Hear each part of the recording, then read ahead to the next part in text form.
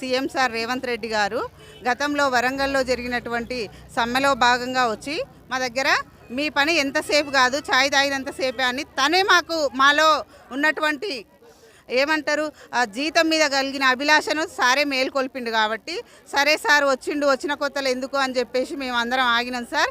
ఇప్పటికీ 100 రోజులు, 1 సంవత్సరం అయిపోయింది కదా సార్. కనీసం ఇప్పుడన్నా మేము సార్కి గుర్తు చేయాలనుకుంటున్నాం సార్. మా కోరిక లేదో మాకు ₹1,00,000 జీతం చేయని మేము అడగట్లేం సార్. మేము అడిగేది మమ్మల్ని విద్యాశాఖలో విలీనం చేయండి సార్ అని అడుగుతున్నాం. మీరు జీతం ఎంతన్నా పెంచండి, కానీ మమ్మల్ని గవర్నమెంట్ ఉద్యోగులుగా గుర్తించాలనేది మా కోరిక సార్. రేవంత్ రెడ్డికి మేమందరం కలిసి విన్నవించుకుంటున్నాం సార్. మా కోరికను తీర్చాలని కూడా మేము కోరుకుంటున్నాం.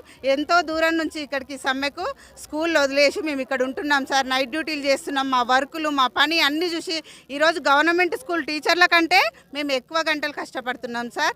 ఒకసారి మా గురించి ఆలోచించి